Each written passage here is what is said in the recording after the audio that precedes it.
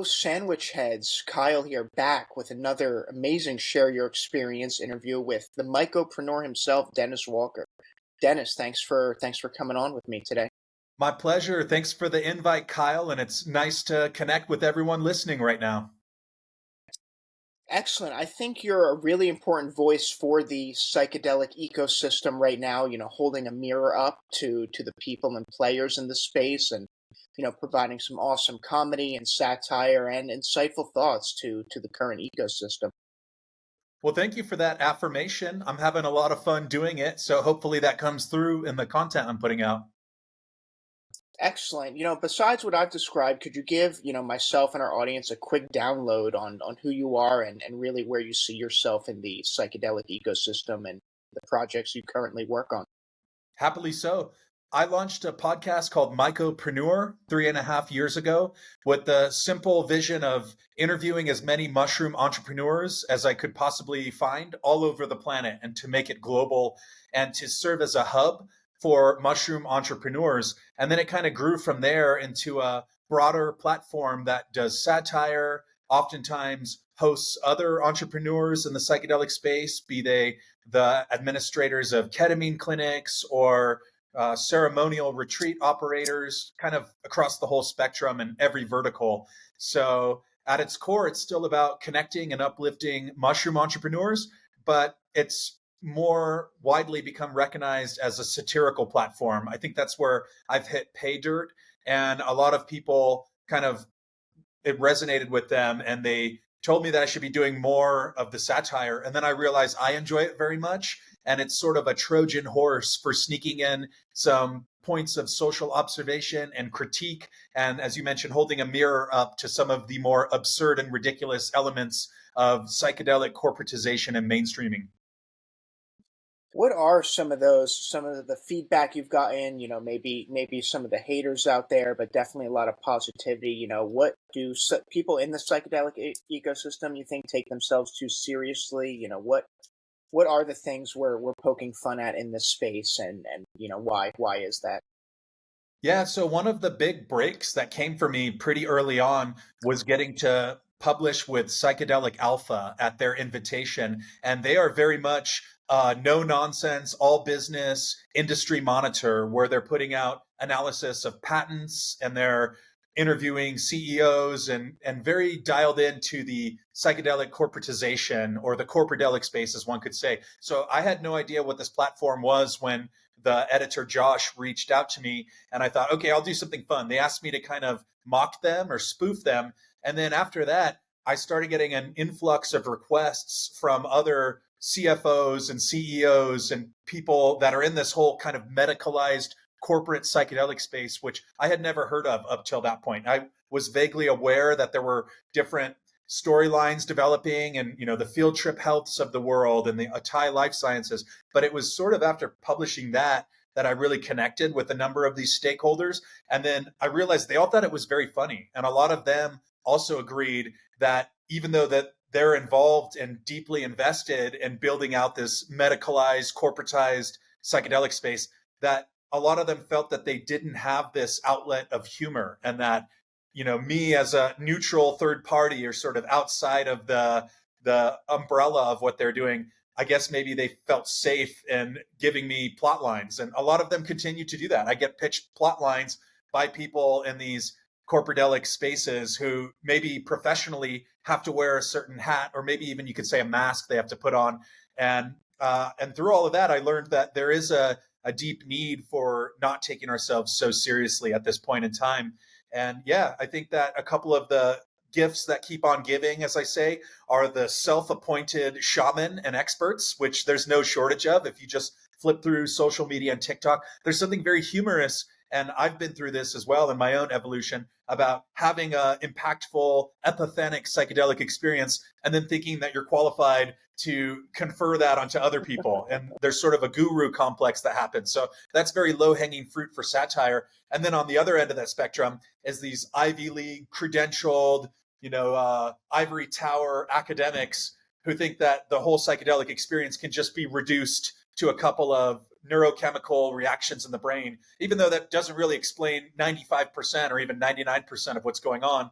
there's a whole school of thought about that, well, the psychedelic experience is actually just the default mode network being quieted, and it's the 5 HTP receptors, et cetera, et cetera. So, they may have some validity to both of these schools of thought, but it's this idea of the overnight expert, of the person who understands the ineffable, and we can break it down into a series of terms and present it at the conference. So those are two of the main kind of storylines I like to poke fun at, is the overzealous academic medical psychedelic researcher, and the other side of that, the self-appointed shaman guru who's had a few experiences and now wants to open a retreat center in Tulum. I think it's really important what you're doing because, as we've seen, in cannabis and psychedelics now, there are, I'd say, a lot of grifters out there who are, self-proclaimed shamans or gurus, and offer their course for you to download on how to become a psychedelic expert, or want you to go to their retreat, and they're really, taking people's money, not really being insightful into the true experiences. And there needs to be a way we check these people and call them out, and make sure we're vetting who's right for the space. Yeah, I think it's important. And I think that all of us are not immune to critique. Like, we should be taking account of our own actions. But I try to focus my satire on punching up. So, like, looking at systems of power. And therefore, it's pretty easy to make fun of, like, the corporate psychedelic guru, right? The tech shaman. And funny enough, I've kind of been pigeonholed into that camp, and I'm stoked about it. I just got to be featured in The Independent and High Times, which are both world-renowned publications, and they slotted me in between Larry Page and Bill Gates and Steve Jobs. So I also think it's quite funny, right? Like, I'm a pretty affluent, educated white guy who has a psychedelic platform. So I'm also pretty open to being critiqued and spoofed.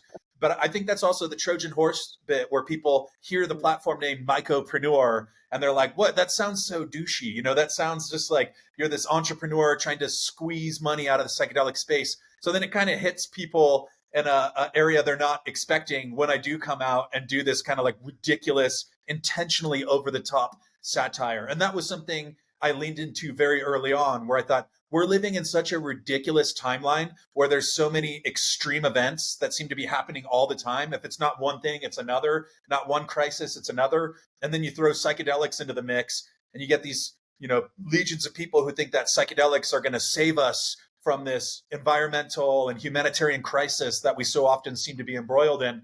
But at the end of the day, humor works here and now. And I think it's very important that we do recognize that we probably don't know what's going on. We might have an idea, but as soon as you start taking yourself super seriously, then it's probably too late for everyone at that point.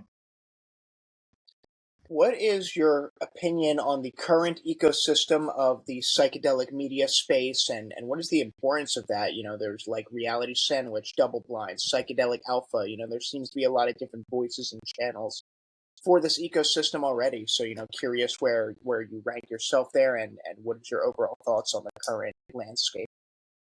Yeah, I've got a lot of them, and I've been fortunate to publish articles with each of the aforementioned platforms and numerous other ones. So I try to take a measure of diplomacy into my role as a media creator and content creator. And I find that so often people silo themselves off in these different camps, and it becomes the roots versus the suits, the us versus the them. And I very much try to position myself in a Switzerland sort of fashion, where I want to be diplomatic, I want to be empathetic, and hear about different points of view. And I think that's one of the challenges we're facing as a psychedelic movement right now, is the polarization and the divergence of opinion with no real middle ground.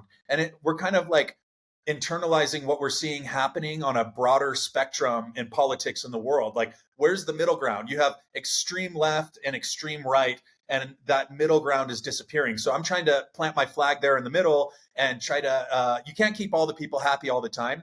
But I would say, if anything, I'm leaning much more towards the roots, and that's kind of my background, and working with the underground and being a little bit critical of medicalization. But I also find myself at the table with a lot of these stakeholders and having podcast interviews with multimillionaire companies, or 7, 8 figure companies in the space that very much embody and represent the values that a lot of the underground is trying to keep out. So I often do have to analyze my own position in the space.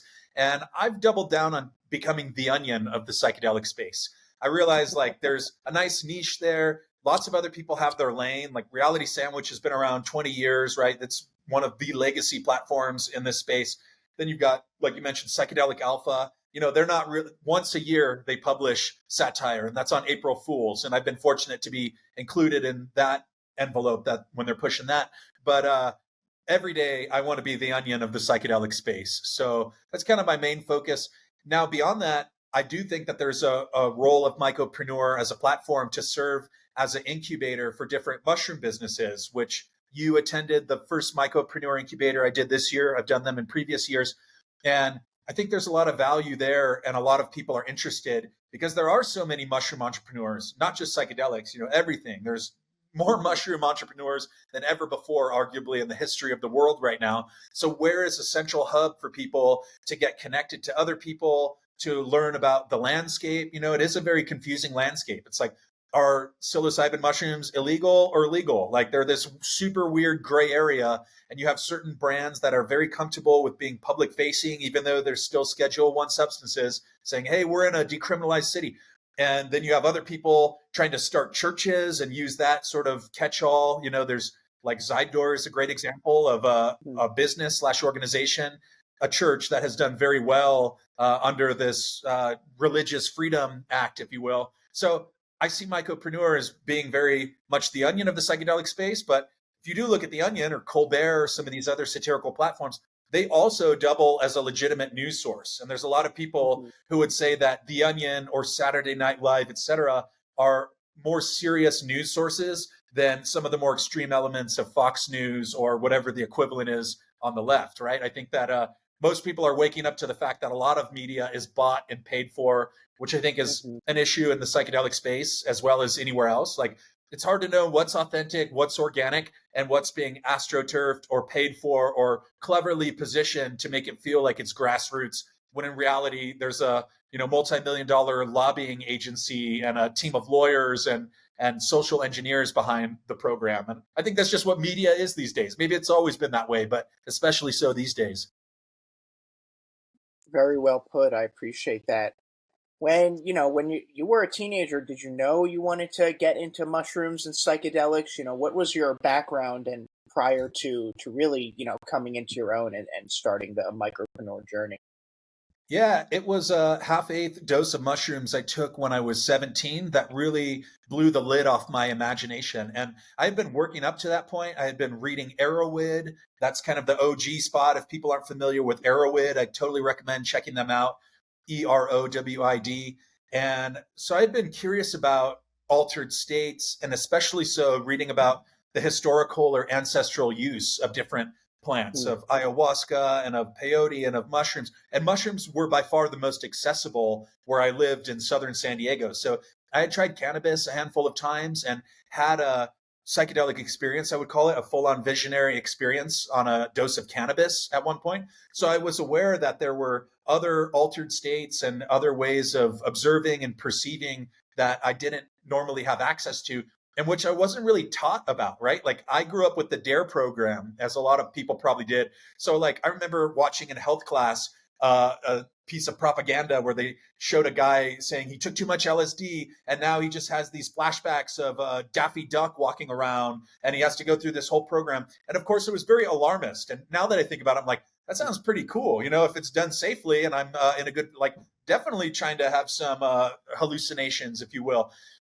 So yeah, after that first experience with a half-eighth of mushrooms when I was 17, it was the perfect dose, honestly. It was enough where I really felt it, but I was really in control. I was really comfortable. I didn't have this sense that you get sometimes if you take too many mushrooms or whatever of like, oh shit, I need to sit down, or I need to, like, I need someone here. I didn't have that at all. I had a very mellow, groovy, happy time that ultimately culminated in me getting the lid blown off my imagination. And I remember the exact moment I could pinpoint it when I realized, wow, I got to dive deeper into this stuff and learn more about it. I was standing in front of a wall of speakers waiting for Ozo Motley to play, which is a great Latin jazz band.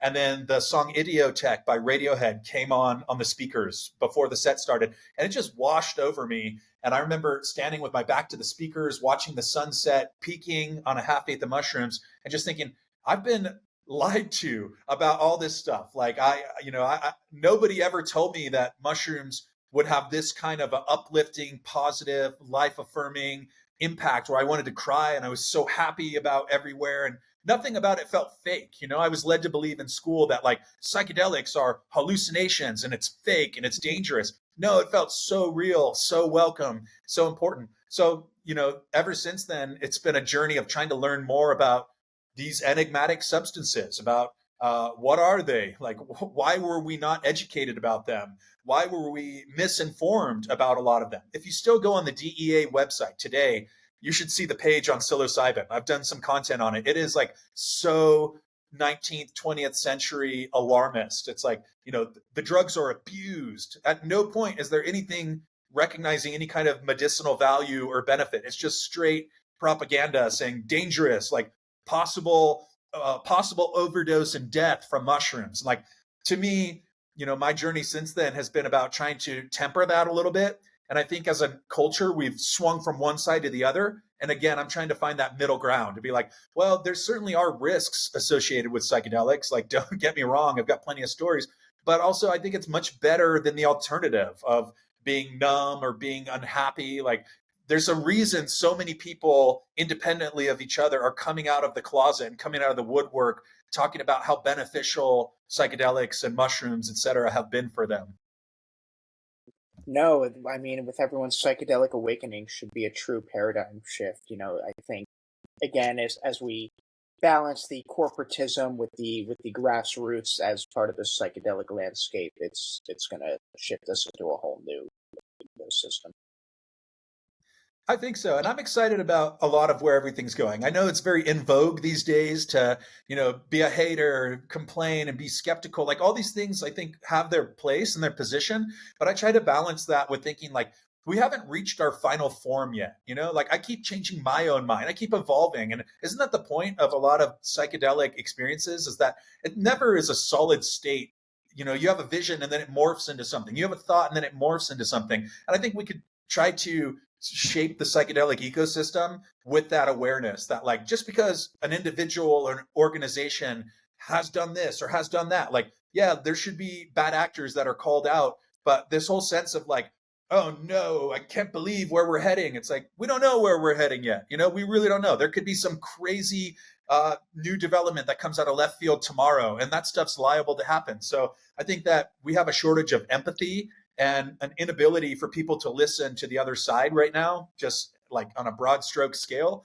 And I would hope that we could grant people empathy and be like, oh, you have a different worldview than mine. You have a different motivation. Well, instead of ostracizing you and trying to, fight and shame you, like, why don't we sit down and talk, and maybe we can reconcile some of these. Maybe we can ameliorate or meet in the middle a little bit. And I think that's what any movement does. Like, it should, at some point, there should be some kind of compromise. It shouldn't be a us or them. And anybody who's trying to create those camps and entrench themselves probably going to continue to be disappointed that things aren't going their way. But when you open up to diplomacy and empathy, a lot of good things happen.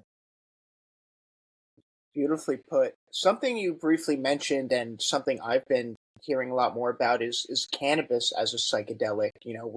I feel like cannabis gets left behind in the psychedelic ecosystem conversation. It is a plant medicine. It has the medicinal benefits, and a lot of people like yourself have shared stories about a quote psychedelic experience the first time they used cannabis. Could you share more about that experience, and again, your thoughts on cannabis, being either excluded or lumped as part of the psychedelic ecosystem?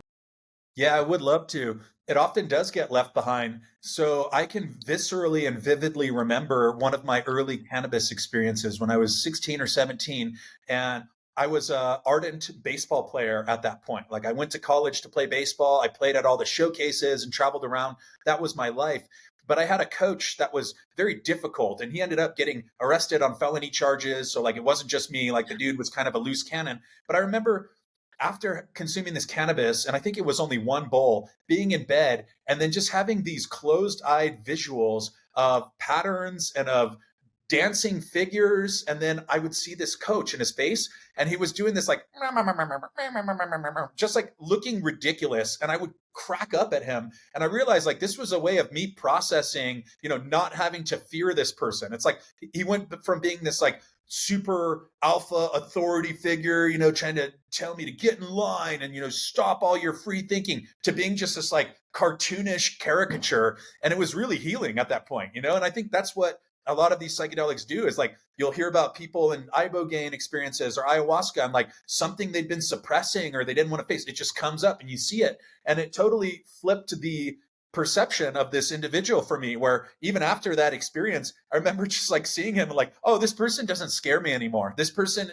they lost whatever authority that I had imposed on them, and they're just like a ridiculous person with a, crying for their mom. And this is how they project it onto other people, and they try to, mold us in their image. So I think that is a crude way of framing, I guess, one of the early experiences I happened. But I remember it being like seeing this person's face and seeing all these patterns around them and thinking, wow, nobody ever told me that cannabis could do something like this. And that certainly wasn't the only experience, but that's an early one that comes up to mind, where it definitely crosses the boundary from being like a recreational social drug, which it certainly can be, to something that really has tremendous therapeutic value.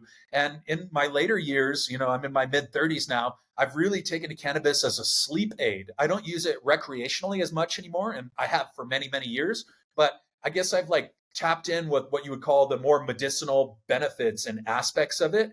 And I certainly support everyone's right to use it recreationally. But in my own life, it's sort of shifted from being this like fun thing that you would do, and I do it at parties and wake and bake and just like, a relentless stoner, to being like, whoa, I've had a hard time sleeping the last few years. I've got an overactive mind. I've got lots more going on these days than I did when I was 18 or whatever. And I sleep like an, complete deep sleep without waking up with a few drops of Rick Simpson oil. So it's working for me, I'll say.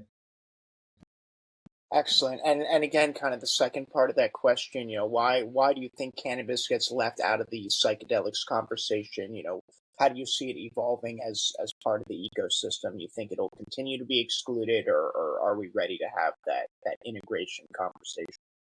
I think it's a huge part of the ecosystem. And like plenty of people I know will follow the McKenna protocol, where they're smoking joints after they eat mushrooms. And I don't do that anymore. But like I remember in my earlier days, like, really amplifying the visionary state when you would start to peak, start to feel the effects of the mushrooms, and smoking some weed, really amplifying that. And again, this is my own experience, and I don't advocate for anyone to try something, start low, go slow. Got to always slip that into the narrative.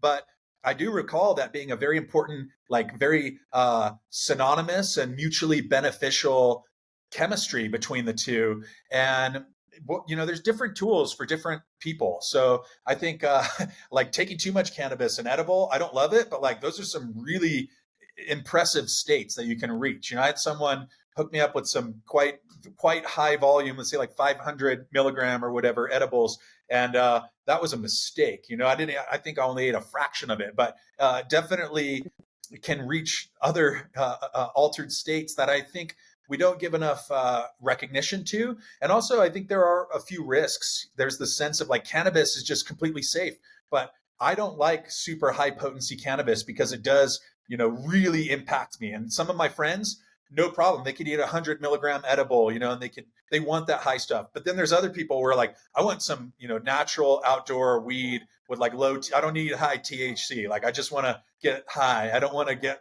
on some crazy genetically engineered over the top high. But again, that's my own thing. So another example of the two fitting together, Cannadelic was a really cool conference I got to MC in Miami last year. And it's cannabis and psychedelics, because these communities have always been integrated. When I first started getting mushrooms, it was always through a guy that I met through cannabis. It wasn't just like this person was a mushroom dealer. It was like my weed guy also has mushrooms.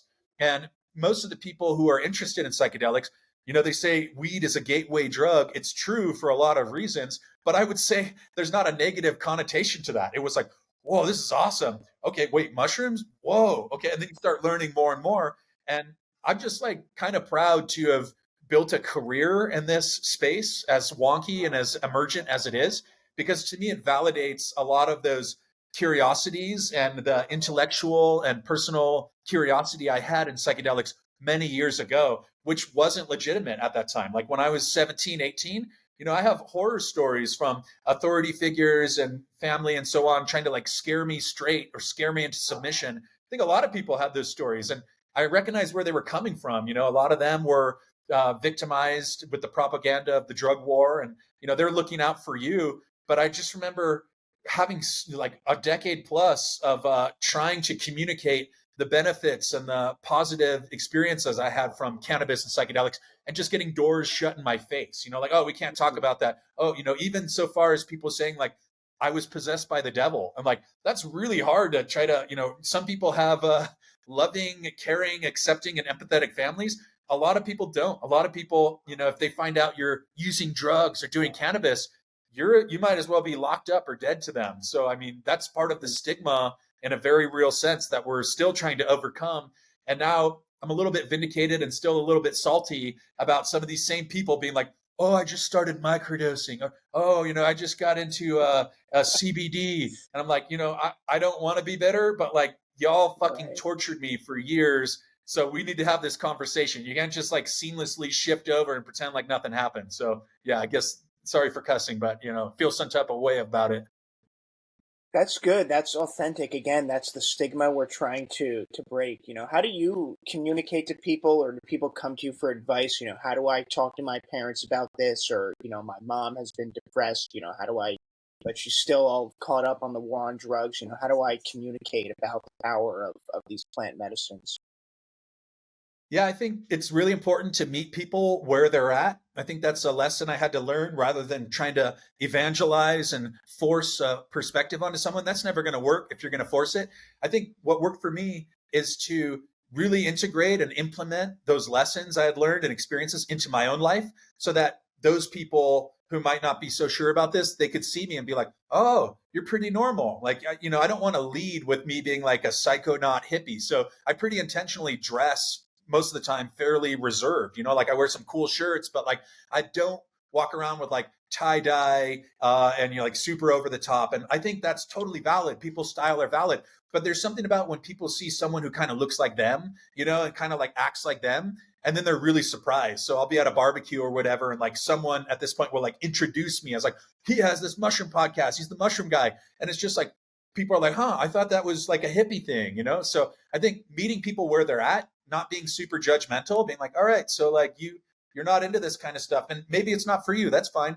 But also point to some data. If you can, that's something that's worked to legitimize, I think, the psychedelic movement in a lot of people's eyes, for better or worse, is like the Johns Hopkins and the Harvards of the world. Like I was very fortunate to recently be invited to the summer boot camp for psychedelics at Harvard Law School. And like when you mention to someone like, oh, I'm going to Harvard Law School, that carries a lot more legitimacy in a lot of our culture than saying like, I'm going down to the Amazon to drink ayahuasca. Like a lot of people will get that. A lot of people will not get that. Like straight up, first time I went to the Amazon in 2010 to an ayahuasca retreat, I took one of my good friends that was a college classmate of mine at the time, still a very good friend. His parents both worked for the CIA. And it was like kind of hilarious to have this guy like explaining to his parents, or like living, working in Washington, D.C. and living in that whole community about like, yeah, I'm going to go out with my friend Dennis to the middle of the jungle and we're going to drink some hallucinogenic tea. But it was the fact that it was a business that sold these people on it, where they're like, oh, they have a website. Oh, they have TripAdvisor. Oh, there's YouTube videos, that for whatever it's worth, like having a sense of legitimacy that people can connect with and connected to like higher institutions and more professional, influencers. Michael Pollan, like that's the real value of what Pollan did, as he was like a voice and a character that a lot of these people could relate to. So then when he writes about it and it's a New York Times bestseller, all of a sudden it carries a little bit more cultural weight and legitimacy than like, an Arrowwood forum or like a dude in Golden Gate Park, trying to, yeah, man, try some of this, like a lot of the population is not going to connect with that. Right. Yeah. Well put. You briefly mentioned, you've been emceeing a lot of events recently, and just within the last few years, a ton of psychedelic corporate events now and big shows have popped up. What are your what are your thoughts on all that? What do you see working? And a lot of them are B2B. A lot of these are chances for consumers to come out and see what's available to them. I'm a fan. I think that there's always going to be people pushing it too far and over the top. And like, I think one thing I'd mention is the opportunists to me are when you are making money and you're trying to cut other people out of making money. And this happens a lot, but it seems to me ridiculous. Like I get invited a lot to do things and I'm super grateful for that. But people are like, hey, can you come out to Toronto or Paris with zero stipend and here's a contract and you're working crazy days. We're going to have you do this, we're going to have you MC, and then we're going to have you do a stand-up comedy set, and then we're going to this. And it's happened so many times where like these people are in some cases high net worth individuals, and I'm like, couldn't you like offer like a stipend or something? Like it just seems very presumptuous. And I know that it's not cheap or easy to run an event, but I would just caution like organizers, like don't try to squeeze value out of the community. Like, you be upfront about it. Be like, hey, we can't pay you for this, but like, hook up in another way or something. And I think that that's my initial thought off the top because it's something I'm dealing with right now. To be like, of course I want to, and I get all excited, and they're like, "Here's your contract." I'm like, "There's nothing. I'm responsible for all expenses. It's going to cost me $1,500 to go work for 3 days." Like, in what universe does that make sense? That being Right. said, I really like all these community organized events, like the one we met at in San Diego, Entheo Expo. I think that was a great example, of underground culture coming together, bringing people from all over. And like those ones I'm happy to participate in. It's these ones that are like, you guys somehow had a budget to pay some busted 80s pop star to come play. And you've got, this crazy venue you rented and you've got this VIP party, but you're not paying any of the speakers. Like, I think I'd hope that we can move past that point eventually, or at least like do some kind of accommodation. But all that being said, I do think it's a great hub for people to meet. So like, if you've never been, you should go. And there are ways to hack them. And I've written about that. Like you can ask for a press pass, even if you're, connected to a website. You can be like, hey, that's how I started getting into them is I got press pass from Psychedelic Alpha. And then I got one from Lucid News. And then the next thing you know, those same festivals, you meet a bunch of people, then they're inviting you to speak next year. And that's kind of how it's gone. And there's chances to volunteer. So like, there's also ways just to get in. Like, I'm not going to blow his cover, but one of my friends at one of the major expensive conferences made his own pass. He went to Target, bought a lanyard, like cut up some stuff. And he literally if that's not creative and psychedelic, I don't know what is. And it was funny. He even mentioned it to like the LP of a $50 million venture fund, and the guy was like flabbergasted. He's like, "Yeah, I don't have money like you, man." He's like, "I can't be shelling out $1,100 for a ticket, but I wanted to come, so I did it the way that I know how." So, not advocating for anyone to break the law. I'm simply saying, get creative. Send some emails. Go hang out. I know people who go to these events without even going to the conference because there's so many after parties. So, like South by Southwest, not super cheap to go to. There's a million parties all around it. Plenty of people come and then don't even go to the event and just like go to all these parties. It serves the same function. You're meeting the same people. So I'm a big proponent and advocate of the in-person events, but also sometimes they're a little bit over the top and ridiculous. And I don't want to name names, but I've been to a few in the last year that I'm like, this is bad. This is just like outright bad. It's disorganized. It's chaotic. Hmm. People are getting kicked out, et cetera, et cetera. Like if you go down and check all the boxes, it's not really checking many boxes. So yeah, if you're going to organize something, make sure you can execute on it and follow through and be accountable. Something as part of these shows and that kind of ecosystem we're seeing is the launch of these psilocybin and psychedelic brands. They may not be legal, but people are putting a lot of money behind some good graphic design and some nice packaging, and throwing up a website and selling a product, or making their brand like seem legit. What's your opinion on that, and how do we as a community vet who's not poisoning us, who's making sure they're dosed right? How do we manage this still underground product ecosystem? And we touched upon That's this in an article you wrote for us as well. That's such an important question that a lot of diligent people are working towards solving or resolving right now. So there's a number of different approaches here. The first one I would say is know your grower, and that doesn't work for everything, obviously. Like I'm not going to grow MDMA, but like the more you can connect with these communities that oftentimes are quite transparent, then better for everyone. I think when we get into issues is when people are anonymously ordering over the internet. And I understand and appreciate not everyone has spent a decade or 15 years cultivating a trustworthy psychedelic community. But now is a good time to start, right? Like go connect with a psychedelic society, go to a couple events. I think you'll find that there are a lot of good actors, right? And the bad actors are always the ones that end up in the media headlines too often about like this happened or that happened. But like the more we can cultivate and foment resilient and connected communities that are transparent, the better off for everyone.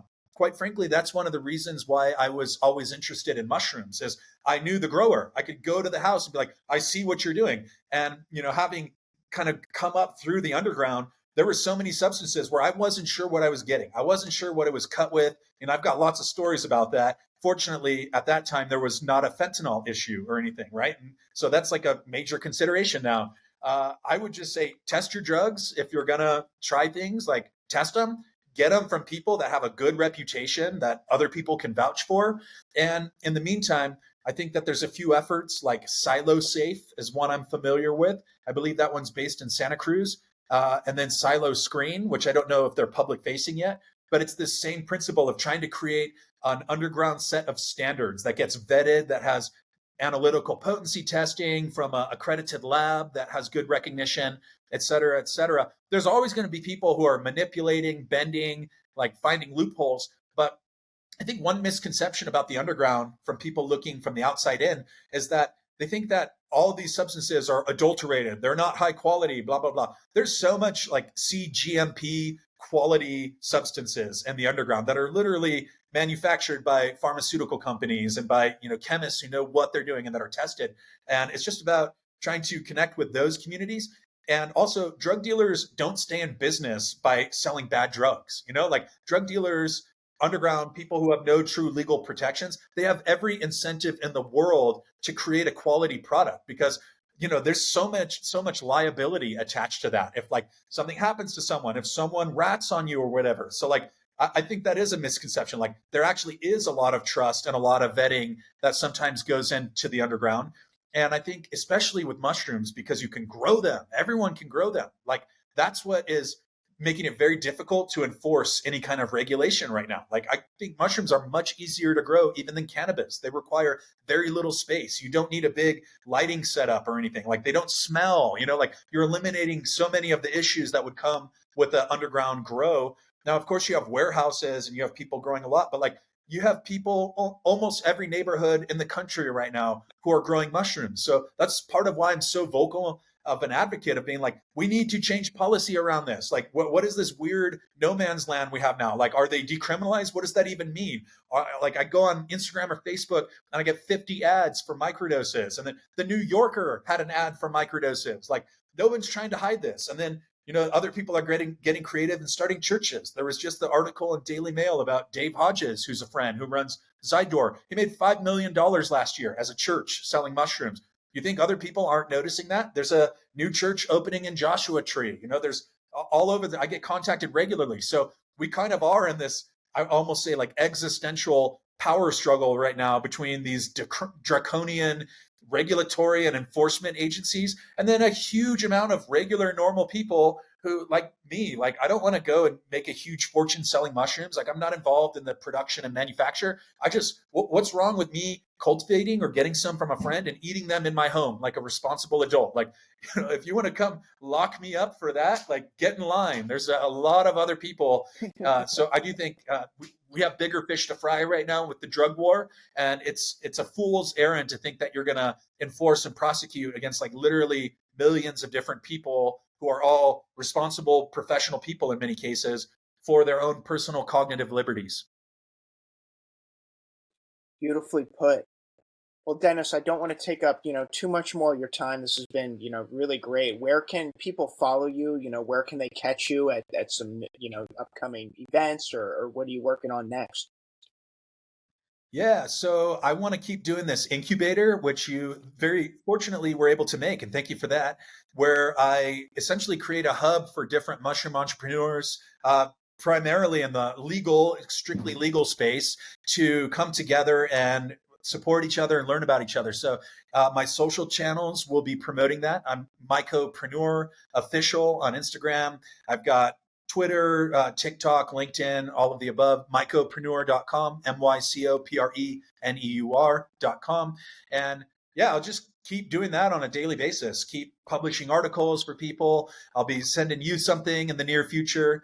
And you'll probably catch me out some more of these conferences doing some emceeing and panel work and stuff like that. So lots to look forward to. I would just reiterate that as the world continues to seemingly fall apart, this is a really great time to be a mushroom advocate because mushrooms feed on decay. So if you think that institutions and systems are kind of unraveling, this just means that it's a great substrate for the mycelial revolution to take hold. And I'm a believer in that. We don't know everything, but like mushrooms can be a great ally. I think there's a lot of interesting, challenging times ahead, but the opportunities go hand in hand with those challenges. So I'm very optimistic about the future. Very well put, and glad as Reality Sandwich to be part of that mycelial network building with you. Thank you so much for the opportunity here. And if you haven't noticed, everybody, I just like to let it go. You know, I'm not putting too much overemphasis and analysis on all these responses. I just try to speak freely and directly and as honestly as possible. And that's what I would also recommend for anybody who wants to start a business. Just be authentic, be yourself, connect with people, and things are going to work out in your favor as often as possible if you can do that.